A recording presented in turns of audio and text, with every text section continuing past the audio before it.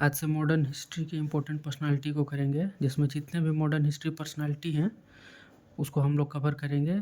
UPSC, state PCS या किसी भी कम्पिटिटिव एग्जाम के लिए ज़रूरी होगा। तो पहले इम्पोर्टेंट पर्सनालिटी है राजा राम मोहन राय। जन्म 1772, death 1833। Pioneer of the modern Indian renaissance कहे गए। फाउंडर आत्मीय सभा 1814 में, जिसका बाद में नाम बदल करके ब्रह्मो समाज 1828 में किया गया। सती प्रोहिबिशन में रोल था 1829 में जो बैन हुआ ड्यूरिंग लॉर्ड विलियम बेंटिक। 1829 में यहाँ के लॉर्ड विलियम बेंटिक थे, जिनको आप गवर्नर जनरल भी कह सकते हैं। राजा टाइटल इनको अकबर सेकेंड इन 1831 में दिया गया था। अकबर सेकेंड मुगल एम्पायर थे। जो इनका इम्पोर्टेंट पब्लिकेशन रहा है अ गिफ्ट ऑफ मोनोथेसिस 1905 में, वेदांता 1815 में, ऐसोपनिषद, Kathopanishad, Mundakopanishad, the प्रिसेस्ट of Jesus, संवाद कौमुदी। बंगाली न्यूज़पेपर 1821 में। मिरातुल अखबार भी था। मिरातुल अखबार किसी मुस्लिम लीडर का नहीं था, इस बात को ध्यान रखिएगा। 1822 में मिरातुल अखबार राजा राम मोहन राय के द्वारा निकाला गया था। उसके बाद द यूनिवर्सल रिलीजन 1929 में रिलीज किए थे। सेकेंड पर्सनालिटी हैं बाल शास्त्री अम्बेडकर। 1812 में जन्म, 1846 में death. Pioneer of the intellectual movement of Maharashtra, इनको कहा जाता है बाल शास्त्री अम्बेडकर को। दर्पण न्यूज़पेपर से एसोसिएटेड थे।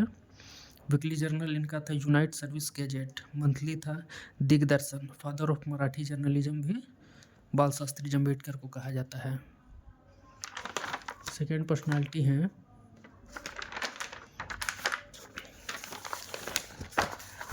सर सैयद अहमद खान। 1817 में बर्थ था। 1817 में सर सैयद अहमद खान का बर्थ था। 1898 में इनका डेथ था। अलीगढ़ मूवमेंट को लीड किए हैं। पायोनियर ऑफ अलीगढ़ मूवमेंट कहे गए। Founder scientific society in 1863। Scientific society का एस्टेब्लिशमेंट गाजीपुर यूपी में हुआ था। मोहम्मदन एंग्लो ओरिएंटल कॉलेज के भी संस्थापक थे, जिनका एस्टेब्लिशमेंट 1875 में हुआ था। मैगजीन था तहजीब उल अखलाक। तहजीब उल अखलाक के संपादक सर सैयद अहमद खान थे। उसके बाद ईश्वर चंद्र विद्यासागर 1820 में बर्थ, 1891 में इनकी मृत्यु हुई थी। Considered as the defender of human rights कहे गए हैं। विडो रीमैरेज के पायोनियर थे। एजुकेशन फॉर ऑल के प्रोपोनेंट थे। और विडो रीमैरेज इन्हीं के कंट्रीब्यूशन से 1856 में बैन अलाउ किया गया था। बैन नहीं, 1856 में विडो रीमैरेज को अलाउ किया गया था। आप लोग बताइए कि उस समय यहाँ के गवर्नर जनरल कौन थे। उसके बाद ओपनिंग चेन ऑफ स्कूल खोले Ishwar Chandra Vidyasagar. Chain of school मतलब ऑलमोस्ट 33 स्कूल खोले थे, जो नन ब्राह्मण के लिए भी था, ट्राइबल के लिए भी था और वीमेन के लिए था। इनका जर्नल जो काफ़ी इंपॉर्टेंट है तत्वबोधिनी पत्रिका। तत्वबोधिनी पत्रिका ईश्वर चंद्र विद्यासागर, सोम प्रकाश।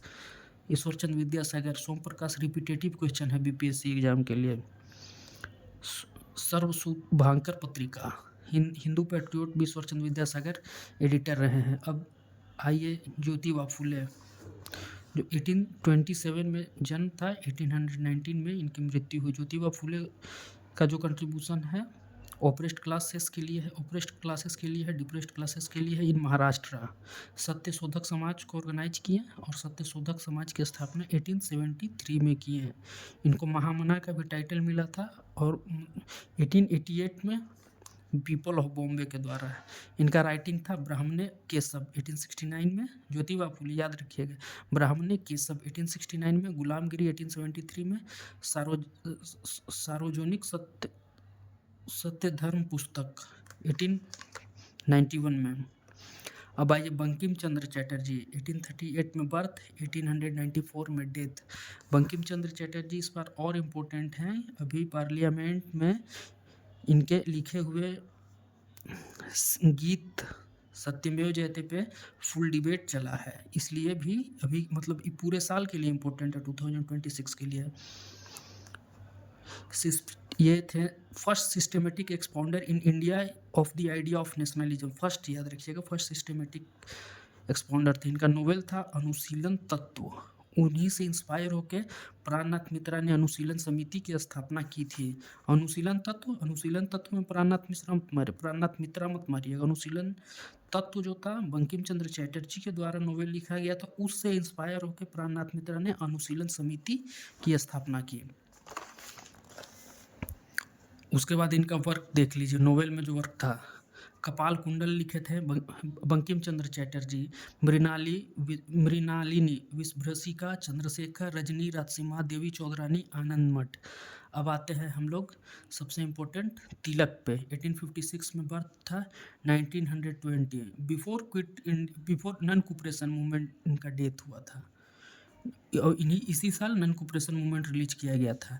इनको फादर ऑफ इंडियन अनरेस्ट भी कहा जाता है, लोकमान्य तिलक भी कहा जाता है। एक्सट्रीमिस्ट फैक्शन से बिलोंग करते थे, कांग्रेस को 1890 में ज्वाइन किए थे, लेकिन कांग्रेस में भी मॉडरेट वेज के अपोनेंट थे और एक्सट्रीमिस्ट के सपोर्टर थे। इनका सबसे पॉपुलर स्लोगन था, Swaraj is my birth right and I shall have it. Swaraj हमारा जन्म सिद्ध अधिकार है और मैं इसको लेकर रहूँगा। बिपिन चंद्र पाल, लाला लाजपत राय और तिलक, इन ट्रियो को लाल बाल पाल कहा जाता था popularly. Tilak as a school teacher career शुरू किए थे पुणे में। स्कूल का नाम था English school at Pune. 2 newspaper भी निकालते थे, एक केसरी जो था मराठी में था, महारत्ता इंग्लिश में था। देखिए इसमें मतलब जो महारत्ता है ना, उसको में एम देख करके मराठी मत मारिएगा, महारत्ता इंग्लिश में और केसरी मराठी में था। डेक्कन एजुकेशन सोसाइटी की इस्टेब्लिशमेंट की 1884 में, जिसका नाम बाद में फर्ग्यूसन कॉलेज कर दिया गया था। Founder of India all India home rule league के फाउंडर थे। होम रूल लीग के फाउंडर नहीं थे, होम रूल लीग के फाउंडर कोई और थे, लेकिन all India home rule league के फाउंडर तिलक थे। ऑल इंडिया होम रूल, इसको याद रखिएगा। गणेश चतुर्थी को और शिव जयंती को एक मतलब रिलीजियस यूनिटी और नेशनल स्पिरिट के तौर पे इनको महाराष्ट्र में शुरू किए थे। स्वदेशी मूवमेंट को आउटसाइड बंगाल ले गए।